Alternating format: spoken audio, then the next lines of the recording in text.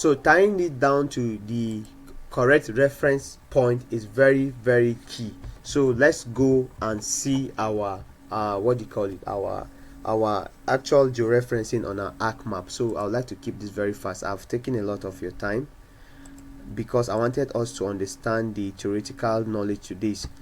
So I'll get my connection off. So I've launched my arc map and I've made that ready already. So what do we need to do? We need to add up the data here, or you can come to your layer, right click and add data. So let's add up the data, and then we're going to use the connect to folder here, connect to folder to add up those files. I'll go to this PC, locate my desktop and go to test mosaics and hit on OK. Then I can click I'll click A, hold on shift and click D. Then I'll add the images.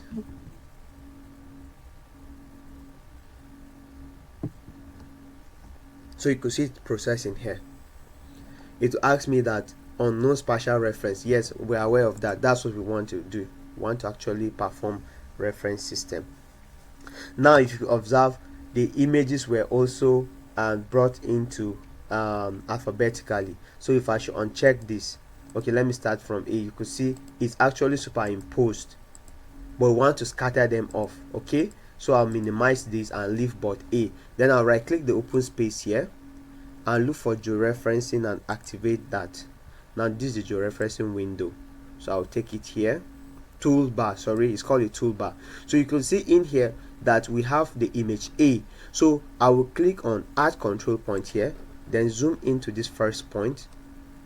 I'll zoom in very well to make sure that I position my cursor where I feel is okay. So I'll click here, left click and insert. I was supposed to insert degree, minutes and second, but it's not giving me the option because I have not set my reference system. So let's cancel, come to this place, let's repeat the process. It's rather because it was all the images were highlighted. Let's try and see if that was actually what happened.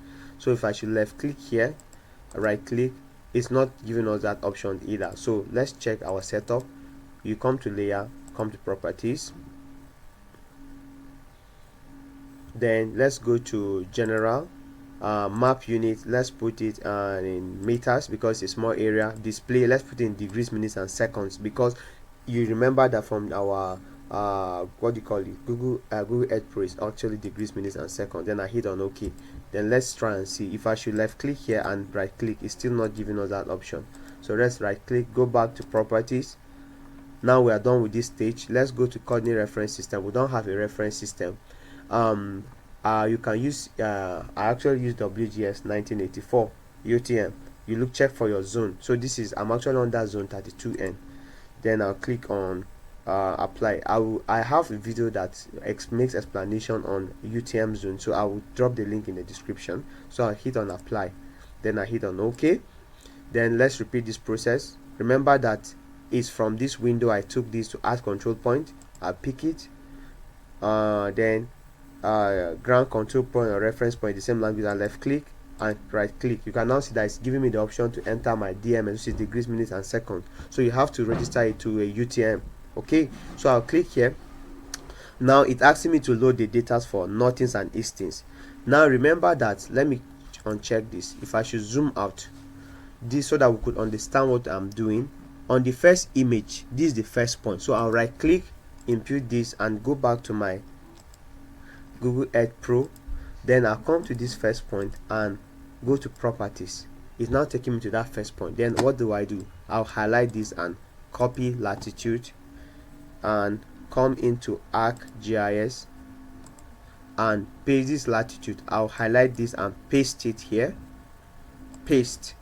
Then I'll repeat the process, come to longitude and copy and come to ArcGis and I'll also paste it here. So what do? I'll double left click and edit this to be 8 degrees 52 minutes. This is where I'm getting that reading from. Double left click, 9 degrees 53 minutes. Then I will delete this portion and also delete this portion. Then I hit on OK. Then I right click and full extent. You zoom into full extent, or you can come to the image here, right click and say zoom to layer, then to bring it up screen. So I've registered the first point. Then let's go into the second point. You zoom in, you make sure that your cursor is somewhat at the center, you left click, then you enter DMS. So I'll go back to Google Earth Pro, close this window, go to the second one and go to the property. You can see that this is a second point. Copy latitude, copy latitude.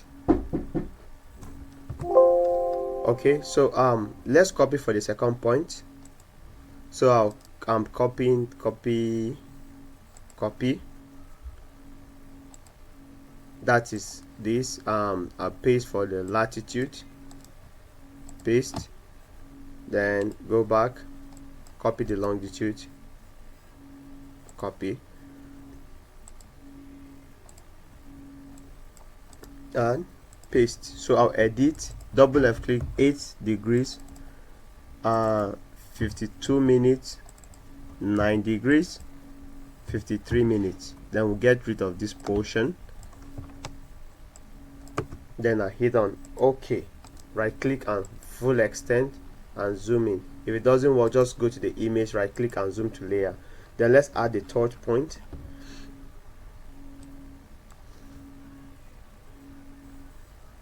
Then anywhere here, hit insert, go back to Google Earth Pro, close this, go to the third point here, go to property. You can see this is the third point here, this is the third point.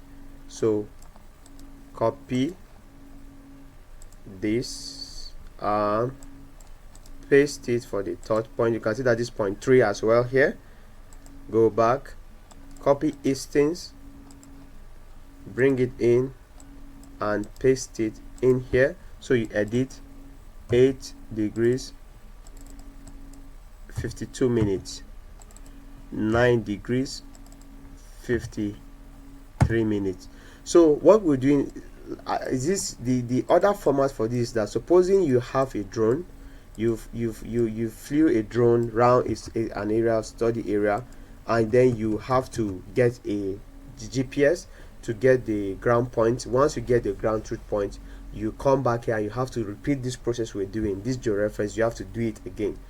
So it's just as if we just use, but we're utilizing the Google Earth Pro as our drone, and then they will fix everything there. So the ground truth point, or we call it the reference point, which is what we're doing. So we click on OK. Now let's zoom out. We are having the last one to add, which is the point 4. So let's zoom into point 4. Then just look for the center, go in here, then you close this tab, go to point 4, repeat the same process, copy, come back here, paste for nothings, go for the instance, which is longitude, copy, come back to ArcGis or ArcMap, paste it. You edit 8 degrees, 52 minutes, 9 degrees, 53 minutes. Then we'll get rid of this and this. Then hit on OK. Now you can see that our image is upright and it has been georeferenced. So in order to validate this process, you come to this drop down arrow, you click on update georeferencing. Once you do that, our first image has been georeferenced. Then I'll come here and change the arrow. If you cannot get this arrow here, it's called the standard toolbar. Let's go down so that you can see it. It's called the standard toolbar. If I should uncheck this, you can see, okay, not the standard, I think it should be the, what do you call it, let's see, maybe it's the tools bar. Yes, the tools bar. So you can, before you do this process, make sure that the tools bar is activated.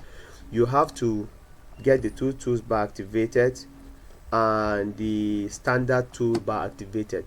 The reason why I switch from this point to this point is that if I should make mistake and arbitrarily click another point, it's going to distort my georeferencing. So it's now going to make it as if I'm not done the georeferencing. So I will have to cancel this point and